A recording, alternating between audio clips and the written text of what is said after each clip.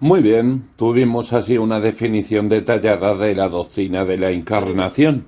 Y esto es lo que ella dice, que la segunda persona de la Santísima y Eterna Trinidad tomó sobre sí y para sí mismo la naturaleza humana, y así apareció en semejanza de hombre y de carne pecaminosa, aquí en este mundo del tiempo. Muy bien, habiendo dicho esto, hemos considerado la doctrina de la encarnación.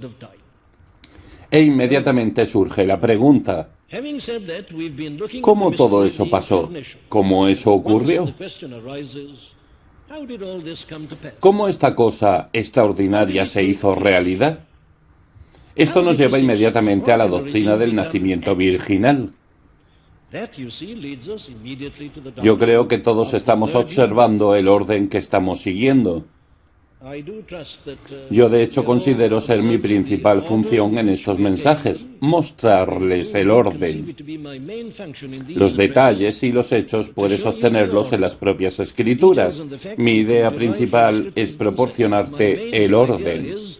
La idea, como está desarrollada en las escrituras. Por lo tanto, como una inevitabilidad lógica, llegamos a la doctrina del nacimiento virginal. ¿Qué es eso? ¿Te recuerdas del credo apostólico, el primero de todos los credos? La primera gran confesión expresa de la siguiente manera, que Él fue concebido por el Espíritu Santo y nacido de la Virgen María. Yo prácticamente no necesito hablar de esto nuevamente. No necesito hablar que este es nuevamente uno de aquellos grandiosos y difíciles temas, lleno de misterio y lleno de dificultad. Una doctrina que ha sido muy debatida y argumentada y mal entendida y frecuentemente negada. Y las personas parecen llegar a creer gran dificultad al respecto de esta doctrina del nacimiento virginal. ¿Cómo entonces debemos abordarla? No hay nada que me parezca más importante al abordar esta doctrina que esto, que debemos tener en mente todo lo que consideramos en todos nuestros mensajes anteriores. Yo quiero decir esto. Si estuviste de acuerdo conmigo en lo que yo he estado diciendo en los 23 mensajes anteriores, no deberás tener ninguna dificultad con la doctrina del nacimiento virginal. Si realmente estuviste de acuerdo con la doctrina de Dios y de la Trinidad, si realmente creíste en lo que yo dije sobre la doctrina de las Escrituras, como siendo la palabra infalible de Dios inspirada por el Espíritu Santo y no meramente ideas de hombres. Si realmente estuviste de acuerdo con todo lo que dijimos sobre los milagros y lo sobrenatural, y cómo todo esto es inevitable cuando Dios actúa y trata con este mundo, entonces yo digo que no debería haber ninguna dificultad o problema sobre la doctrina del nacimiento virginal. Y es claro que es un hecho que las personas que tienen dificultad con la doctrina del nacimiento virginal son las mismas que tienen dificultad con la doctrina de las Escrituras, las mismas personas que tienen dificultad con la doctrina de los milagros. Ellos de hecho tienen problemas con la propia doctrina de la encarnación, porque ellas establecen sus insignificantes mentes como el test definitivo de toda verdad, y porque ellas no logran entender el tema, ellas no creen en ello. Pero ciertamente en este momento debemos estar de acuerdo de que en todos estos asuntos nosotros estamos fuera de la esfera de la razón natural y del entendimiento humano. Empezamos desde el principio con el concepto y categoría de revelación. No conocemos nada fuera de la revelación. Yo no estoy aquí para presentar teorías y filosofías. Yo empecé con esta premisa, que lo que estoy anunciando es lo que Dios hizo, lo que Dios os reveló. Yo no conozco nada más allá de aquello que yo encuentro en este libro. Estoy enteramente apegado a ello. Yo soy completamente dependiente de ello, y por lo tanto es mi deber venir hasta ello como un niño. El mundo, por su propia sabiduría, no conoció a Dios. Bueno, si eso fue verdad y aún es verdad, yo debo depender de esto. Yo debo aceptar su autoridad, yo debo recibir sus declaraciones, incluso si mi pequeña mente no pueda entenderla siempre. Muy bien, este es el estado de espíritu y la actitud apropiada, a ser adaptada cuando consideremos esta extraordinaria y sorprendente y gloriosa doctrina. A ser adoptada cuando consideremos esta extraordinaria y sorprendente y gloriosa doctrina. el del nacimiento virginal. ¿Qué ella enseña? ¿Qué se nos dice? Bueno, leía a ustedes aquellas dos secciones de las Escrituras en el inicio, porque ellas son la base de la doctrina del nacimiento virginal. ¿Percibiste el orden en que yo las tomé? Yo pienso que siempre debemos empezar por aquella declaración en Lucas, porque ella nos da el anuncio del propio hecho grandioso a María. Y si te acuerdas de los detalles relacionados a aquel anuncio, te acuerdas de los hechos, te acuerdas de cómo el ángel vino. ¿Entiendes? Que si no estuviste de acuerdo con mi doctrina de los ángeles, ya tienes un problema. Pero si aceptaste aquella doctrina de los ángeles, no hay ninguna dificultad con esta. Es lo que se esperaría. Y si te acuerdas cómo somos informados sobre la sorpresa de María, y la sorpresa de María es claro que era algo completamente natural. Es obvio que por su sorpresa ella entendió el significado de lo que el ángel habló a ella. Aquí tenemos una mujer no casada, una virgen a quien este anuncio es hecho e inmediatamente ella ve la dificultad. Y ella no vacila en expresar su dificultad. El problema es, ¿cómo ella puede ser la madre de este niño una vez que ella no había conocido a un hombre? Y el ángel le da la explicación. Él le anuncia que esto es algo que será realizado por el propio Espíritu Santo. Él dice a ella que será cubierta con la sombra del Todopoderoso. Él dice, el Espíritu Santo vendrá sobre ti y el poder del Altísimo te cubrirá con su sombra. Por eso el santo niño que nacerá será llamado Hijo de Dios. Lucas 1:35. Concebido del Espíritu Santo, nacido de la Virgen María. Pero luego el relato en el primer capítulo de Mateo, del versículo 18 al 25, es igualmente importante. Es ciertamente igualmente interesante, porque allí nos es dicho lo que ocurrió a José. José descubrió que la Virgen con quien él estaba desposado esperaba un niño.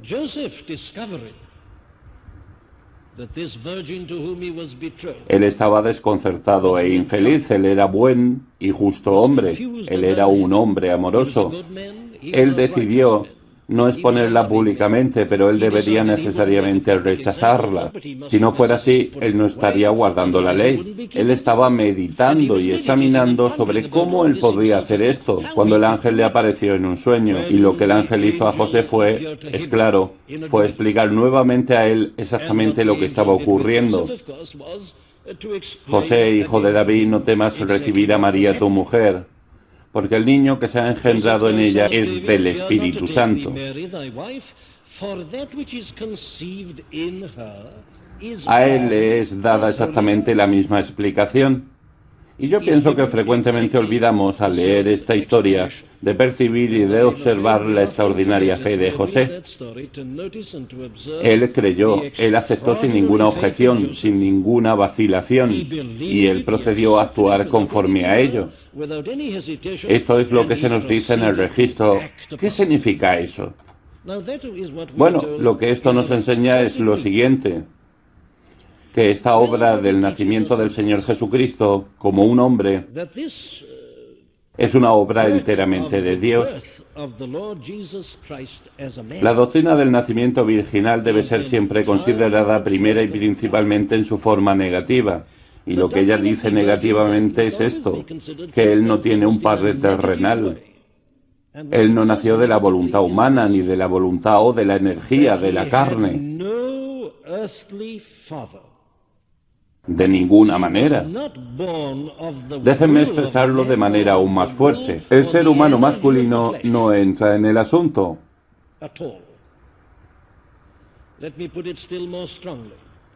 De su concepción o nacimiento de ninguna manera.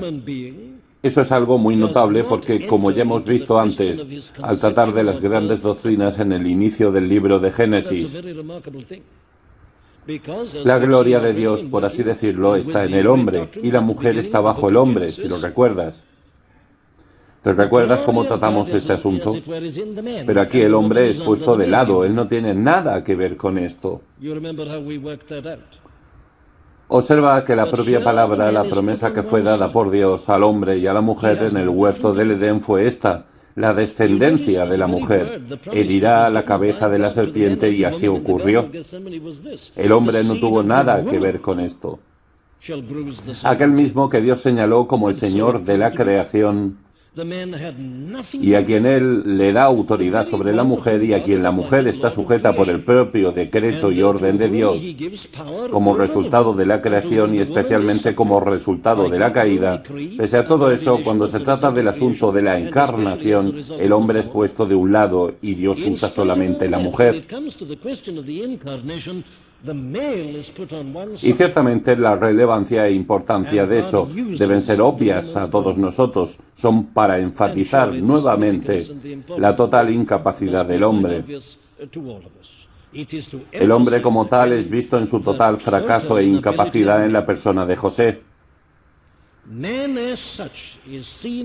Y Dios toma posesión de la naturaleza humana en su estado más débil y debilitado, por así decirlo, para producir a partir de ella la naturaleza humana para su propio Hijo. Ahora, yo me encontré con una linda frase y les voy a pasar, que pienso que ayudará a recordar esto. Aquí está. Como la naturaleza divina de nuestro Señor no tenía madre, así su naturaleza humana no tenía padre. Pienso que la frase expresa muy bien cómo la naturaleza divina de nuestro Señor no tenía madre, así su naturaleza humana no tenía padre. Fue enteramente obra de Dios. Él tomó sobre sí la naturaleza humana de María, pero esto se dio a través de la mediación del Espíritu Santo. ¿Qué ocurrió? Alguien pregunta. Yo no puedo responder, nadie puede responder. Este es un gran misterio, pero lo que sabemos es esto: que el poder del Espíritu Santo vino sobre María, y de María, de una célula en el cuerpo de ella, la naturaleza humana de nuestro Señor se hizo. No podemos ir más allá de esto, es un gran misterio, pero tenemos que ir hasta ese punto. Fue la obra del Espíritu Santo. Y obviamente se dio de tal manera que esta naturaleza humana que Él tomó para sí mismo era sin pecado. Observa que el ángel habla a María que este ser santo, sin pecado, puro, este ser será nacido de ti. Entonces la operación se dio de esta manera. Esto no significa que la propia María fue hecha sin pecado y santa. Y esto ni siquiera implica necesariamente que cualquier parte de María lo fue. Todo lo que sabemos es esto: que algo fue tomado y purificado, hecho libre de toda corrupción, para que su naturaleza humana fuera sin pecado y enteramente libre de todos los efectos y resultados de la caída. Esto fue el efecto de la obra del Espíritu Santo sobre ella. Y entonces, ¿qué quiere decir sobre esta doctrina? ¿Qué tenemos que decir sobre ella en general? Teniendo en mente a aquellos que la encuentran difícil. Bueno, yo sugeriría una vez más que esta es una doctrina que parece inevitable. Si de hecho crees en la doctrina de la encarnación, si realmente crees que aquel bebé en el pesebre en Belén es la segunda persona de la Santísima Trinidad, y esta es la verdad,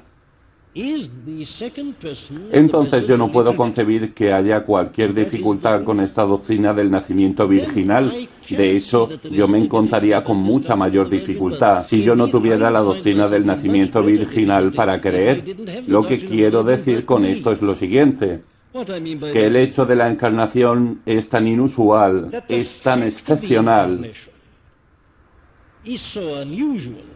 Es tan milagroso, es tan misterioso, que yo esperaría que todo respecto a él fuera también así, y así de hecho lo es. El nacimiento virginal, si deseas, es por lo tanto la señal del misterio de la encarnación. Es el tipo de la señal del misterio. No se puede alcanzar el misterio. Este es un tipo de señal o símbolo de aquel misterio. Aquí está él de una manera tangible, este nacimiento virginal. Toda la cosa es misteriosa, pero este es el tipo de señal exterior del misterio. Todo respecto a nuestro Señor es misterioso. Su venida al mundo fue misteriosa y su salida del mundo fue misteriosa. Él no entró en la vida como los demás y no sale de ella como los demás. La resurrección es tan única como el nacimiento virginal, tan única como nunca ocurrió a nadie antes. Él es el primogénito de los muertos, Él es el primogénito entre muchos hermanos. La resurrección es igualmente sorprendente, de manera que yo diría a cualquier uno que tropieza en el nacimiento virginal: ¿tropiezas de la misma manera sobre la resurrección? Observa que si empezamos con la doctrina de la encarnación y nos damos cuenta de lo que estamos diciendo y nos damos cuenta de que estamos de hecho hablando sobre la segunda persona de la Santísima Trinidad, entonces yo diría que ciertamente sería de esperar que su nacimiento fuera enteramente inusual y excepcionalmente, y así lo fue. Él es excepcional del inicio al fin, es algo completamente diferente. Pero déjenme intentar ayudarlos expresando esto de la siguiente manera. Si no crees en la doctrina del nacimiento virginal, ¿cómo entonces explicas que Él sea sin pecado? ¿Cómo explicas el hecho de que Él no tuvo pecado? ¿No deberíamos expresar esto de la siguiente manera? Si él hubiera nacido de manera normal de un padre y de una madre, entonces ciertamente él habría sido una persona normal, como todas las otras personas. Y si él hubiera sido una persona como cualquier otra persona, él habría estado en la secuencia directa, en la línea directa de Adán. Y luego sería verdadero decir que como en Adán todos murieron, él moriría en Adán. Él sería culpable del pecado original y de la culpa original. Pero vea que la doctrina de la encarnación inmediatamente nos dice que no fue eso lo que ocurrió. Una persona, yo digo, no vino a la existencia allí. La persona es la persona eterna, la segunda persona de la Santísima Trinidad. Cuando el marido y una mujer se unen y nace un niño, una nueva persona, una nueva personalidad viene a la existencia. Esto no ocurrió en la encarnación. Pero teniendo padre y madre, lo que tenemos es una persona. Y esta persona, yo digo, en el linaje directo de Adán, por lo tanto pecadora, por lo tanto caída, y no será más sin pecado. La única manera de responder a esto sería lo siguiente. Sería decir que un tipo similar de operación como aquella obrada por el Espíritu Santo en María debería también ser realizada en José. Pero esto ciertamente no nos ayuda. Si ya tienes dificultades y problemas con esta obra milagrosa en María, ahora estás doblando y pidiendo por dos obras milagrosas en vez de una, lo que es aún más imposible.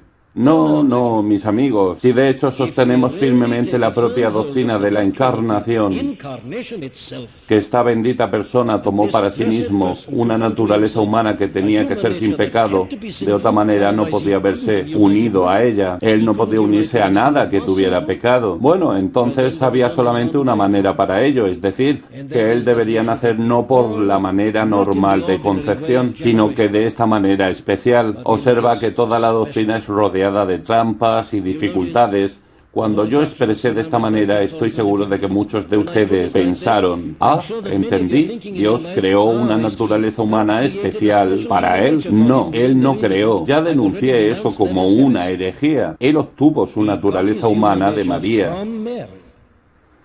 Pero en esta naturaleza humana el Espíritu Santo actuó de tal manera que ella, la naturaleza humana, fue considerada santa, libre del pecado y de toda corrupción. Y así nos encontramos nuevamente ante Él. Nos encontramos ante este misterio de la piedad. Dios en carne. La más extraña y más sorprendente, la cosa más asombrosa que ya ocurrió. Sí, yo no dudo en decir el acto supremo de Dios. Y tan supremo que yo espero que sea inusual en todos los aspectos. Yo veo las Escrituras diciéndome que Él fue concebido por el Espíritu Santo. Él nació de una virgen llamada María. El hombre es enteramente excluido, el hombre no participa. José está allí para hacernos siempre recordar esto. Esto es enteramente obra de Dios. Y cuando salgamos, que todos podamos entender y recordar que todo esto ocurrió y tomó lugar, no para que un fenómeno entrara en este mundo, sino que para que tú y yo fuésemos salvos, para que tú y mis pecados fueran perdonados. El Hijo de Dios se hizo del hombre para que los hijos del hombre